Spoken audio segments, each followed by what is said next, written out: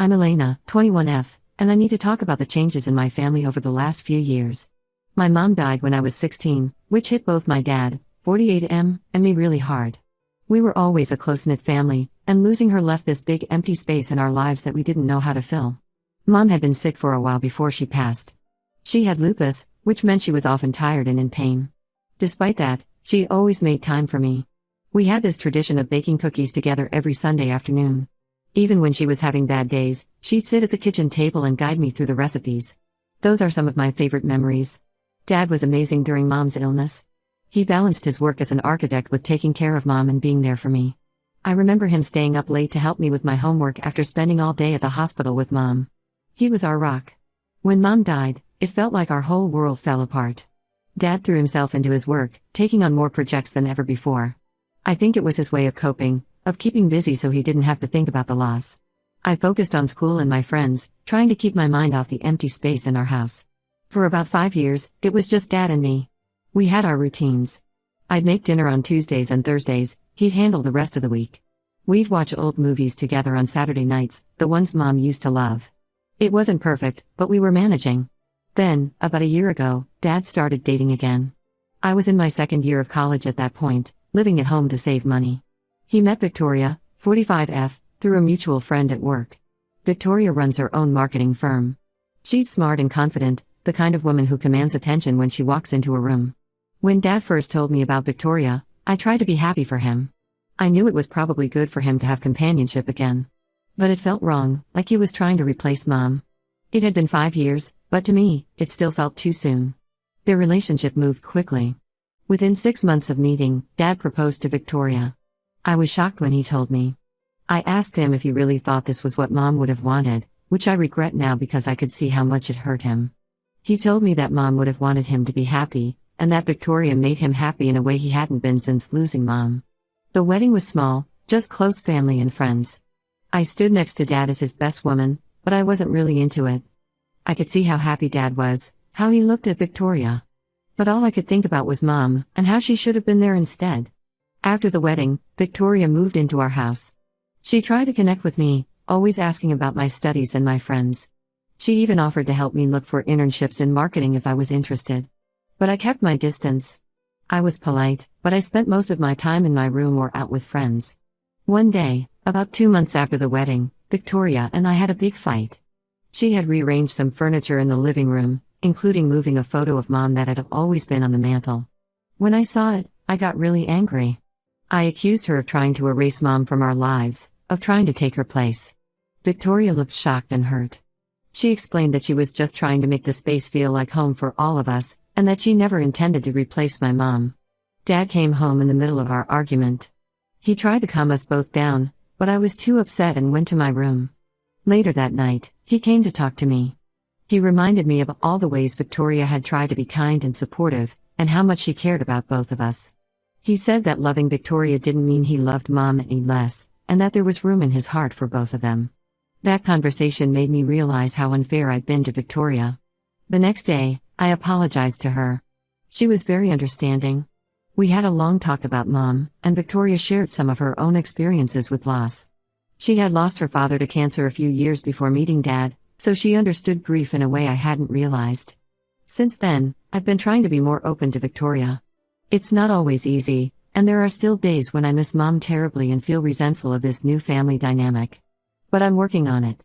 Victoria has been patient and kind, never pushing me for more than I'm ready to give. One thing that's helped is that Victoria encouraged me to keep up the Sunday baking tradition. She doesn't bake with me, she says she's hopeless in the kitchen, but she always makes sure we have ingredients, and she sits and chats with me while I bake. It's not the same as it was with Mom, but it's nice in its own way. Victoria has also been supportive of my education. I'm studying environmental science, and she's always interested in hearing about my classes. She even helped me prepare for a big presentation last semester, giving me tips on public speaking from her experience in business. Dad seems happier than he has been in years. He and Victoria often go on dates, trying new restaurants or going to art exhibitions. It's good to see him enjoying life again, even if it sometimes makes me feel guilty for resisting their relationship for so long. I still struggle sometimes with guilt. Guilt for how I treated Victoria initially, guilt for sometimes enjoying her company and feeling like I'm betraying Mom, guilt Guilt for the pain I caused Dad during what should have been a happy time for him. I know intellectually that Mom would want us all to be happy, but emotionally it's still hard sometimes. There are moments when I catch myself almost calling Victoria Mom, and then I feel terrible, like I'm forgetting about my real mom. But then I remember something my aunt told me at the wedding. She said that love isn't a finite resource, that opening your heart to new people doesn't diminish the love you have for others. I'm trying to hold on to that idea. I guess I'm looking for advice on how to fully accept this new family dynamic. How do I balance honoring Mom's memory with embracing Victoria as part of our family? Has anyone else been through something similar? How did you handle it? Thank you for reading this long post. It feels good to get it all out there. Update when it's been about a week since my original post, and I wanted to update you all on a pretty significant development in our family situation. Yesterday, Dad asked to talk to me privately. I could tell something was wrong from the moment he walked into my room. His face was pale, and his hands were shaking slightly. I immediately thought something had happened to one of our relatives or maybe one of his close friends. But what he told me was completely unexpected. Victoria has been diagnosed with breast cancer. Apparently, she had gone for a routine checkup a few days ago, and they found something concerning. After a series of tests, the doctors confirmed it was cancer. They caught it relatively early, which is good news, but she'll still need to undergo treatment. I was stunned. Victoria had always seemed so vibrant and healthy. She goes to the gym regularly, eats well, and is always full of energy. It just goes to show that cancer doesn't discriminate. Dad was clearly struggling as he told me the news. His voice cracked several times, and I could see the fear in his eyes. He's already lost one wife, and now he's facing the possibility of losing another. It was hard to see him like that. What really got to me was when Dad asked for my help. He said that Victoria was going to need a lot of support in the coming months, and he couldn't do it alone. He asked if I could be there for her, help out around the house more, and just generally be a source of comfort and strength. I felt a lot of conflicting emotions. Part of me was touched that Dad trusted me enough to ask for my help in this difficult time. Another part felt guilty for all the times I'd been cold or distant towards Victoria. And yet another part felt a strange sense of resentment. Hadn't I already lost one mother figure? Was I now expected to watch another one suffer? But looking at Dad's face, seeing the pain and worry there, I knew I had to step up.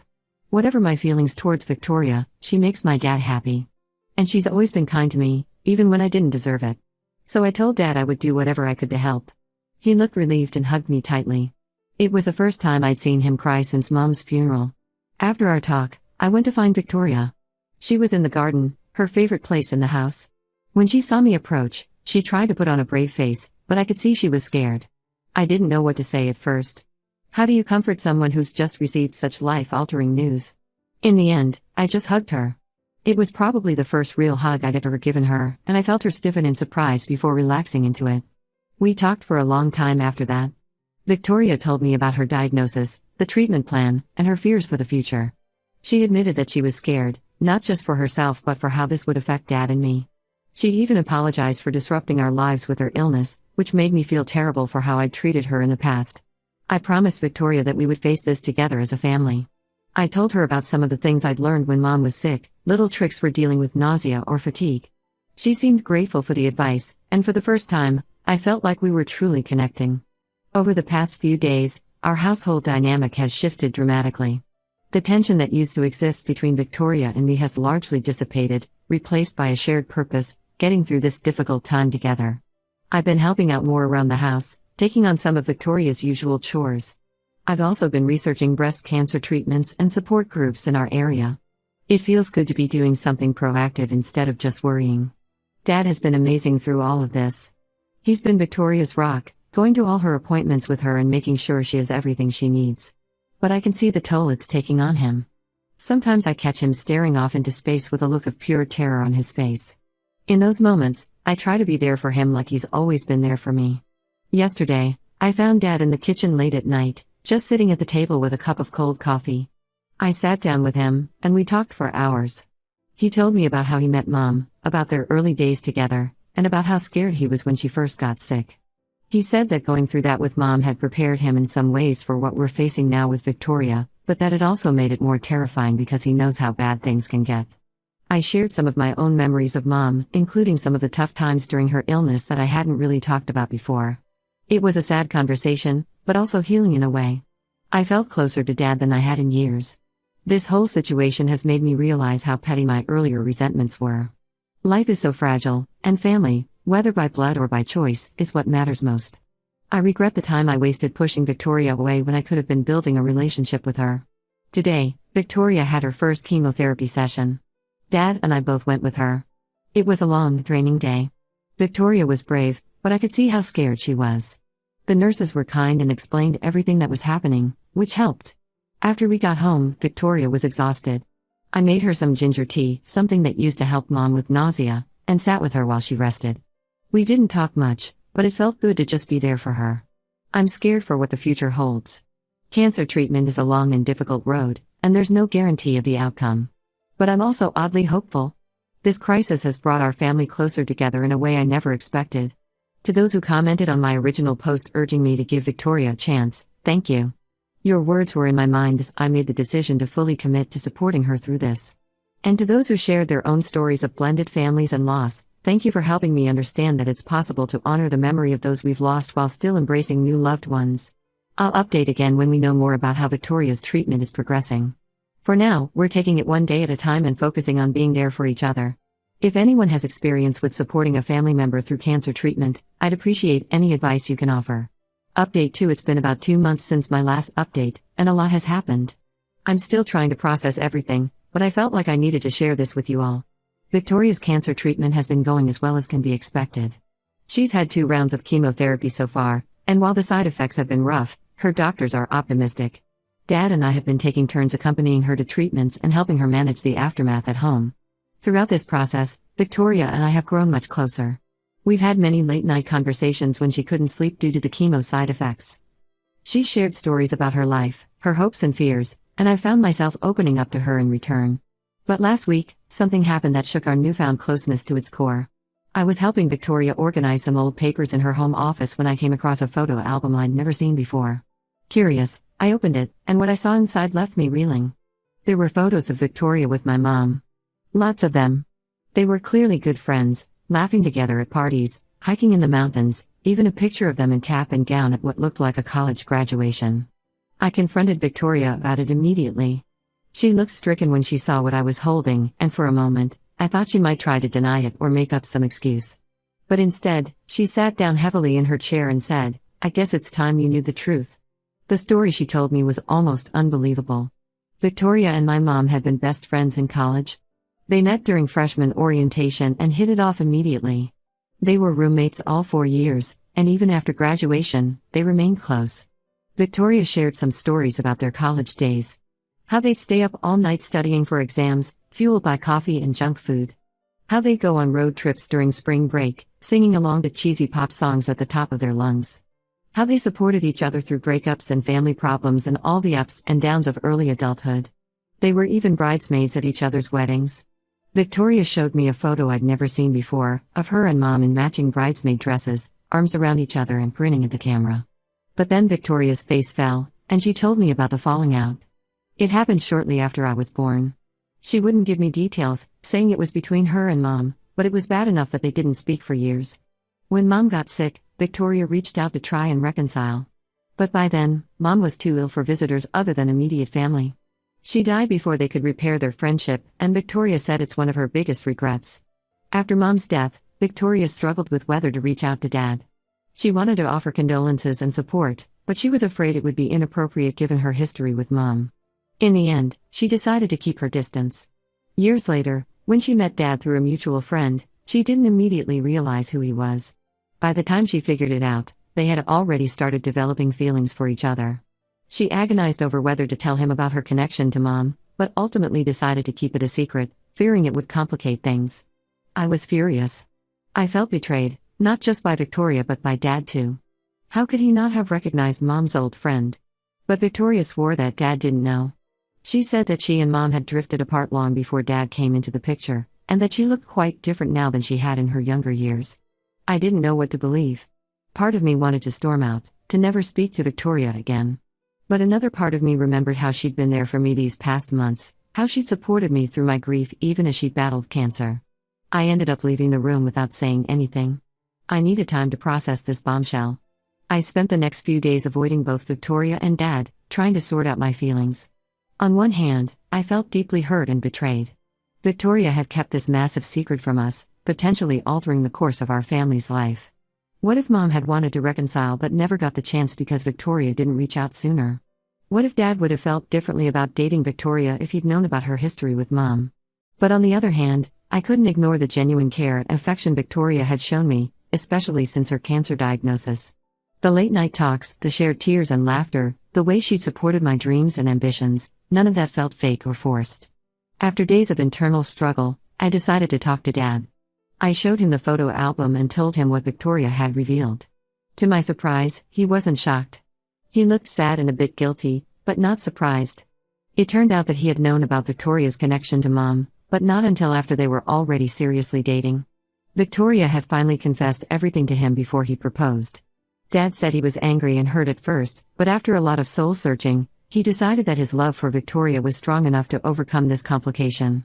He apologized for keeping it from me, saying they had planned to tell me together but could never find the right time. Then Victoria's cancer diagnosis happened, and it seemed like the wrong moment to drop another bombshell. I'm still processing all of this information.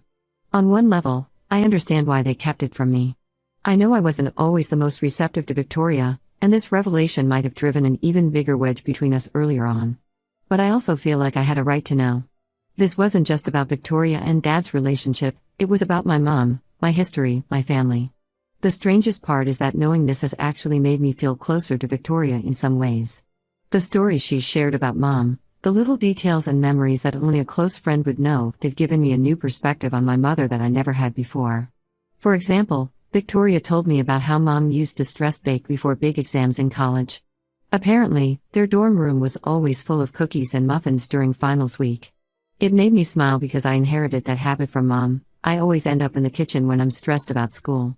She also shared some of Mom's quirks that I'd forgotten about or never knew. Like how Mom would always mix up movie quotes, combining different films into nonsensical but funny lines. Or how she had a secret talent for juggling that she'd break out at parties to impress people. These stories have made Mom feel more real to me again. For so long, she's been this perfect, idealized figure in my mind. Hearing about her as a young woman, with flaws and quirks and silly habits, has brought her back to life in a way. I'm not sure where we go from here. Victoria's health is still the primary concern, and I don't want to add to her stress during her treatment. But I also feel like we need to have some serious conversations as a family about trust, honesty, and how we move forward from here. To those who've stuck with me through these updates, thank you. If anyone has experience with family secrets coming to light, especially in the context of blended families, I'd really appreciate your insight. How do you rebuild trust after something like this? How do you balance the hurt of being kept in the dark with the understanding of why it was done? I'll update again when I've had more time to process all of this and figure out our next steps as a family.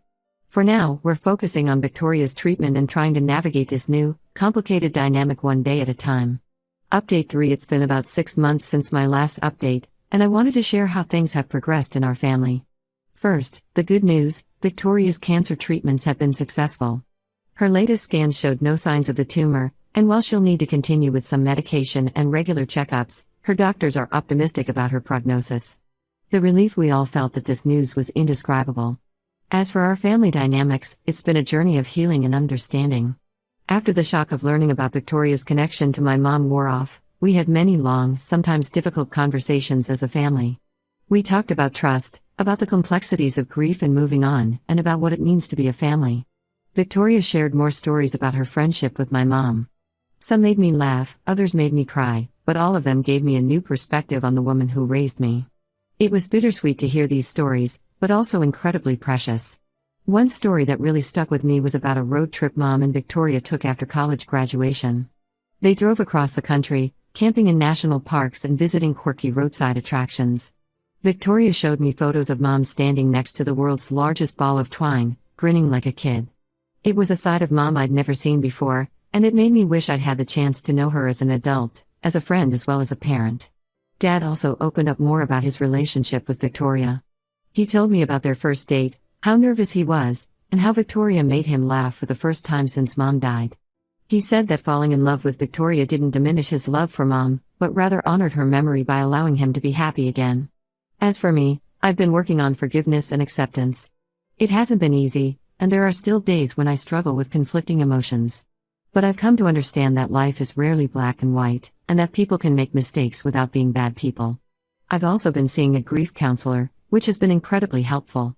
She's helped me understand that my feelings of betrayal and anger were valid, but that holding on to them was hurting me more than anyone else. She's also helped me find ways to honor Mom's memory while still embracing my relationship with Victoria. One thing that's really helped is that we started a new family tradition.